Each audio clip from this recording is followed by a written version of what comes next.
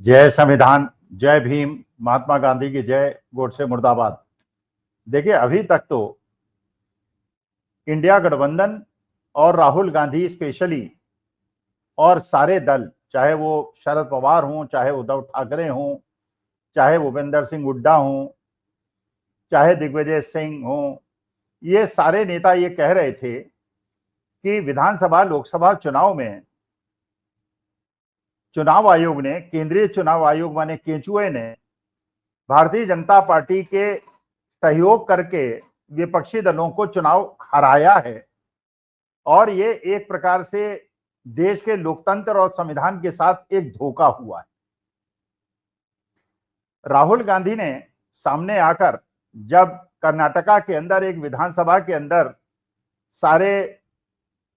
हेर फेर की सूचना और नाम सहित और फोटो सहित जनता के सामने रखी, जहां पे 100 पत्रकार थे, प्रेस कॉन्फ्रेंस से रखी, तो उसके बाद आप जानते ही हैं कि केंद्रीय चुनाव आयोग के ज्ञानेश कुमार गुप्ता जी ने यह कहा कि आप एफिडेविट दीजिए। राहुल गांधी ने कहा एफिडेविट तो मेरा जो मैंने कहा है वो एफिडेविट है और इस पे जांच करा लीजिए, सारे कागज हमने आपसे ही लिए हैं, अपने कागजों से मिलान करा लीजिए और अगर कागजों में मेरी गलती निकले तो मेरे पे एफआईआर लिखाइए और अगर गलती केंद्रीय चुनाव आयोग केंचुए की निकले तो केंचुए पे एफआईआर लिखाइए। और 2024 के अंदर जो हेराफेरी हुई और देश के लोकतंत्र को जिस प्रकार से लूटा गया, उसके लिए राजीव अग्रवाल जी के ऊपर एफआईआर लिखाइए।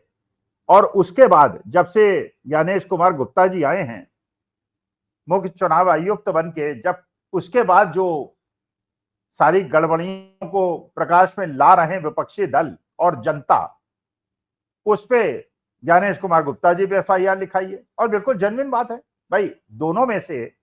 एक ही तो दंड का भागीदार होगा, लेकिन ये दंड का भागीदार कब होगा? ये दंड का भागीदार जब होगा जबकि राहुल गांधी द्वारा लगाए गए आरोपों की जांच होगी और जांच सही पाई जाएगी। अगर आरोप सही पाए जाएंगे तो चुनाव अधिकारियों को जेल होगी और अगर गलत पाए जाएंगे तो राहुल गांधी को जेल होगी या जो लोग भी आरोप लगा रहे हैं उनको जेल होगी। बिल्कुल मामला साफ था। जैसे मान लीजिए अगर आपके क्षेत्र का दरोगा या एसएचओ अगर खुद डकैती में शामिल हो जाए और उसके बाद आप जाके शिकायत किससे करेंगे? आप शिकायत उसी से करेंगे और वो कहेगा कि एफिडेविट दीजिए। भाई हम ये कह रहे हैं कि हम कह रहे हैं कि ये गड़बड़ियां हुई हैं और ये बात कह रहे हैं कि भाई ये हमने प्रेस कॉन्फ्रेंस में कहा है, जनता के सामने कहा है, इट्स ए पब्लिक डिस्क्लोजर। जैसे सरकारी कानून कहता है कि अगर आप अखबारों के अंदर, 2 नेशनल न्यूज़पेपर्स के अंदर खबर छपवा देंगे आपने अपना नाम बदल लिया है, या कोई भी सूचना अगर पब्लिक नोटिस पे दे देते हैं और उसके बाद उस पर कोई प्रतिवाद नहीं होता है, उस पर कोई प्रश्न चिन्ह नहीं उठाता है, तो ये मान लिया जाता है इट इज लीगली अप्रूव्ड। और इसीलिए आप जानते हैं शादी होती है, इंटरकास्ट इंटर रिलीजियस मैरिजेस होती हैं, कोर्ट मैरिजेस होती हैं, सारे के अंदर जो एक इश्तिहार दिया जाता है बाहर नोटिस बोर्ड पे चिपका दिया जाता है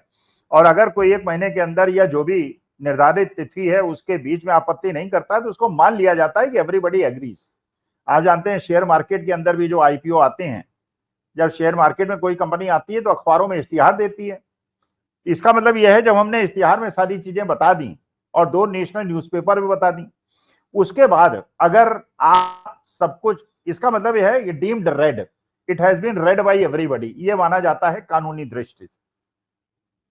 तो उस प्रेस कॉन्फ्रेंस को खैर नहीं माना, उन्होंने एफिडेविट की बात की, नहीं एफिडेविट आपको देना पड़ेगा, नहीं तो आपको माफी मांगनी पड़ेगी। और ये केंद्रीय चुनाव आयुक्त ज्ञानेश कुमार गुप्ता जी ने ऐसे बैठ के कहा अपनी प्रेस कॉन्फ्रेंस में, जानबूझ के उस दिन की गई जिस दिन राहुल गांधी की पदयात्रा की शुरुआत हो रही थी, वोट चोरी बचाओ यात्रा शुरू हो रही थी, उसी दिन उन्होंने प्रेस कॉन्फ्रेंस की। उन्होंने कहा कि शायद जो लाइमलाइट है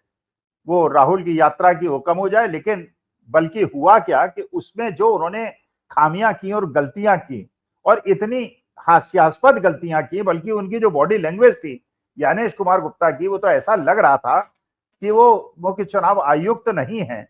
और भारतीय जनता पार्टी के स्पोक्स पर्सन है और कांग्रेस को वो एक प्रतिभागी नहीं मानते हैं, खेल का दावेदार नहीं मानते। हैं वो तो एक प्रकार से भारतीय जनता पार्टी के लिए बैटिंग करते हुए अंपायर साहब देखे गए और वो कांग्रेस को और इंडिया गठबंधन को धमकी देते हुए और डराते हुए दिखे। लेकिन देखिए, भारतीय लोकतंत्र की एक बड़ी खूबसूरती है कि यहाँ पे लोकतंत्र के अंदर जो भी हिम्मती लोग होते हैं वो धमकियों से नहीं डरते, क्योंकि वो जानते हैं कि संविधान जब तक है इस देश के अंदर तब तक उन्हें सुरक्षा मिलेगी, चाहे देर में मिले, कानून अपना टाइम लेता हो, but ultimately if they are fighting for the truth, the truth will prevail and they will get it. सत्यमेव जयते हमारे देश के अंदर माना जाता है। लेकिन एफिडेविट को इतना बड़ा प्रश्न बना दिया केंचुए ने, मुख्य चुनाव आयुक्त ने, कि वो अब यही नहीं समझ आया कि ये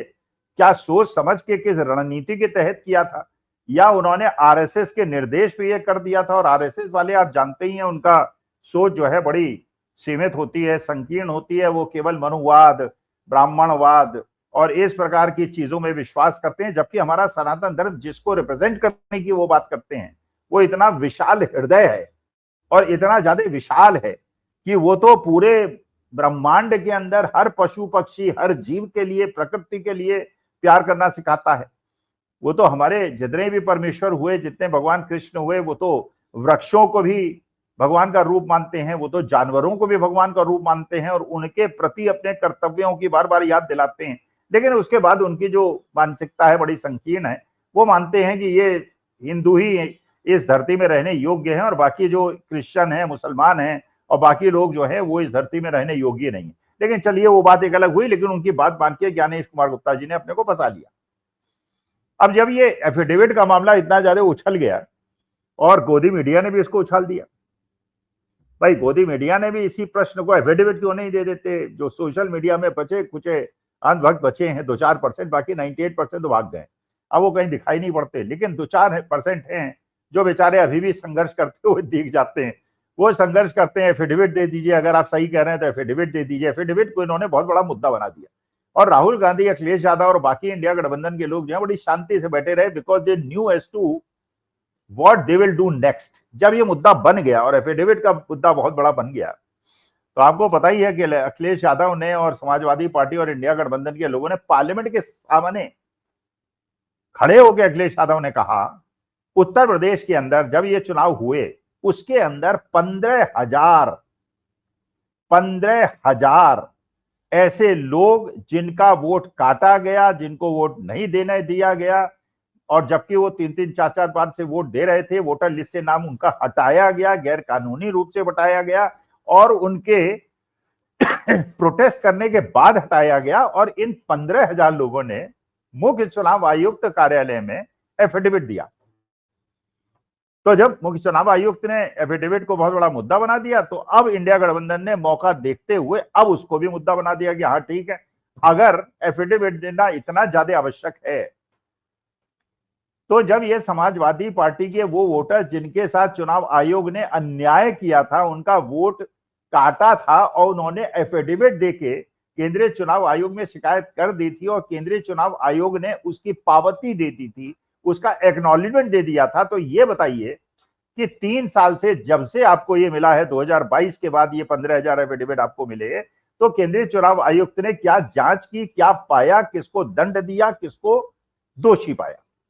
15,000 एफिडेविट। तो राहुल गांधी के एफिडेविट के बाद कार्रवाई तब तक नहीं होगी क्या, जब तक अगला पार्लियामेंट चुनाव आ जाएगा? क्योंकि अगर 2022 में उन लोगों ने एफिडेविट दिया 15,000 लोगों ने और 2025 तक उनको न्याय नहीं मिला, तो राहुल गांधी अगर आज मान लीजिए एफिडेविट दे देंगे तो आप तो 3 साल लगा देंगे, तब तक तो मोदी जी का कार्यकाल पूरा हो जाएगा, नेक्स्ट इलेक्शन आ जाएगा, फिर लोकतंत्र कैसे बचेगा? इसका मतलब यह है कि जो एफिडेविट का दांव खेला था मुख्य चुनाव आयुक्त ने, वो भी फेल हो गया और अखिलेश यादव और राहुल गांधी और पूरे इंडिया गठबंधन की जो रणनीति थी वो इतनी ज्यादा सफल हो गई आज की तारीख में, आप प्रत्यक्ष देख रहे हैं। और बिहार वाले बता रहे हैं कि इस प्रकार की रैली, जहां गांव के अंदर भी लाखों की भीड़ उमड़ रही है, रात को 12 बजे भी तेजस्वी यादव और राहुल गांधी को सुनने के लोग उतारू हैं। और आज के तारीख में पूरा हिंदुस्तान के अंदर ये सब लोग समझ गए हैं कि ये होता कैसे था। हम हरियाणा में बैठे ये समझते थे कि भाई यहाँ तो कांग्रेस की बहार चल रही है, गांवों के अंदर भारतीय जनता पार्टी के कार्यकर्ताओं को घुसने को नहीं मिल रहा है और उनके गांवों के बाहर पोस्टर्स, बैनर्स लगे हुए हैं कि यहाँ भारतीय जनता पार्टी के कार्यकर्ता न घुसे। वो 15-15, 20-20 हजार से वोट जीत गए। ऐसा ही मध्य प्रदेश में हुआ, छत्तीसगढ़ में हुआ, राजस्थान में हुआ। तो एग्जिट पोल गलत नहीं थे, लेकिन ये बात पता चली कि जहां पे हर बार पार्लियामेंट और असेंबली इलेक्शन में 6 महीने का डिफरेंस हो, तो 1.5-2% जहां पे वोट बढ़ा करते थे, महाराष्ट्र में 4.5% वोट बढ़ गए। और ये 3% वोट आप जानते हैं अगर बढ़ गए एक पार्लियामेंट्री, एक असेंबली कॉन्स्टिट्यूएंसी में, तो 18-20 हजार का अंतर पड़ गया। उसमें तो 100 सीटों में अंतर पड़ जाएगा, और 100 सीटों में अंतर पड़ गया और महाविकास आघाड़ी वहां इलेक्शन हार गई और एनडीए जीत गई, और उनकी एक ऐसी सरकार बन गई जो अनैतिक थी और गैर कानूनी थी। लेकिन आज की तारीख में ये अब पता चल रहा है कि भारतीय जनता पार्टी अचानक, एग्जिट पोल भी कहते थे कि अपोजिशन जीत रहा है, क्योंकि वो फील्ड की असली स्थिति बताते थे,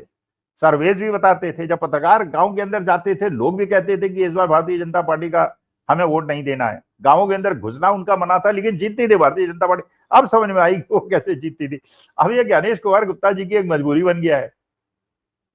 कि अगर वो इस समय मोदी जी का या भारतीय जनता पार्टी का साथ छोड़ते हैं और वो निष्पक्ष हो जाते हैं और एम्पायर की तरह काम करते हैं, तो हमारी बात है उनके सारे पुराने काले चिट्ठे खुलेंगे और राजीव अग्रवाल साहब भी उसमें फंस जाएंगे और ज्ञानेश कुमार गुप्ता जी फंस जाएंगे, और अमित शाह भी नहीं छोड़ेंगे। उन्होंने भी कोई सीडी वीडियो जरूर ज्ञानेश कुमार गुप्ता और राजीव अग्रवाल की रखी होगी। तो खुद तो डूबेंगे सनम, तुम्हें भी ले डूबेंगे, वो वाली भी परिस्थिति पैदा हो गई है। तो अब उनके साथ मुश्किल ये हो गई है ज्ञानेश कुमार गुप्ता जी के पास कि बीजेपी को बचाएं या बीजेपी को न बचाएं, वो बेईमानी करें या ना करें। जैसे राहुल गांधी और तेजस्वी यादव एक गांव के अंदर मीटिंग कर रहे हैं, एक गांव का लड़का बताता है कि हमारे पंचायत क्षेत्र में पिछली बार हमारे पोलिंग बूथ पे 650 वोट थे, इस बार 1200 हो गए। इसका माने जो ये 70% की वोट इंक्रीज हुआ, अच्छा इसमें ज्यादातर लोग ऐसे हैं जिनको गांव वाले जानते नहीं,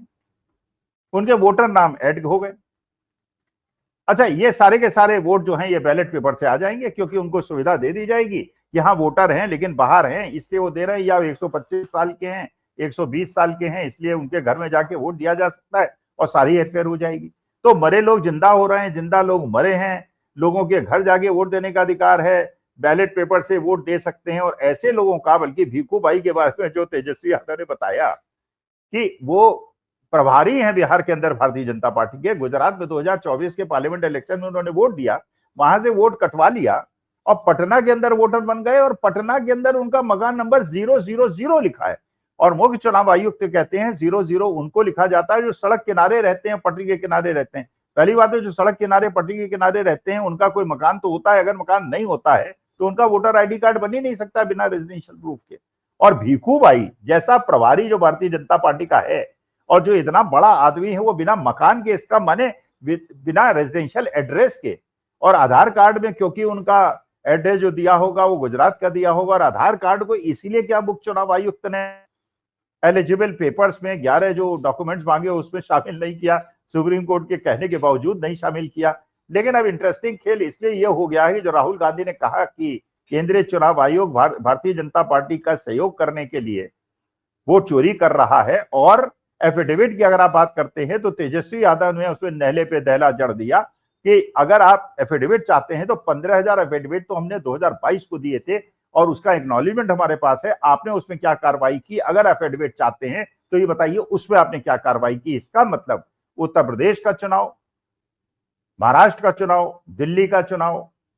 राजस्थान का चुनाव, छत्तीसगढ़ का चुनाव, ये सारा हेरी फेरी के चुनाव है। और हमारे देश के साथ जो लोकतंत्र के साथ मजाक हो रहा है, भगवान करे ज्ञानेश कुमार गुप्ता जी को अकल आ जाए और वो, वरना फिर जो हमारे देश की न्याय व्यवस्था है और जो हमारे यहाँ जो परमेश्वर का अपना न्याय देने का तरीका है वो उन्हें बहुत महंगा पड़ेगा। एम्पायर के रूप में आए, निष्पक्ष हों और चुनाव कराएं, वरना जवानी अच्छी बीत गई, बुढ़ापा शायद अच्छा ना बीते। इसलिए उन्हें ध्यान देना चाहिए, और जो परमेश्वर ने, हमारे भगवान ने और बाकी लोगों के जो इष्टों ने जो आदेश दिया है, न्याय करिए। और जैसे पंच परमेश्वर के अंदर कहा गया था, जुम्मन की जो अपेक्षा थी, और इस केस में जुम्मन जो है भारतीय जनता पार्टी है, वो न बनिए, अलगू चौधरी बनिए। जब पंच की कुर्सी बैठे हैं तो पंचों की तरह न्याय कीजिए, और उसके बाद जब जो आपका, जिसके खिलाफ आपने केस का निर्णय दिया था, जब वो जज की कुर्सी पर बैठेगा तो वो फिर वही करेगा जो आपने किया था, क्योंकि ये न्याय की मांग है। आप न्यायालय की, न्यायाधीश की कुर्सी पर बैठे हुए हैं और इस प्रकार का खुला आम पक्षपात और भारतीय जनता पार्टी आरएसएस के कार्यकर्ता की तरह जो प्रेस कॉन्फ्रेंस की वो निंदनीय है। तो ज्ञानेश कुमार गुप्ता जी से मेरा निवेदन है, न्याय और जो आपको करना चाहिए करिए, वरना इस समय बिहार की जनता जाग गई है। वो तो आप 20% का हेरा फेरी करेंगे, वो 50% की लीड दिला देगी, हारेंगे वहां पे, भारतीय जनता पार्टी हारेगी और उसके बाद दिल्ली की सरकार भी गिरेगी। तो इसलिए उसके बाद आपका क्या होगा, कृपा करके वो भी सोच लीजिएगा। नमस्कार, धन्यवाद और प्रणाम।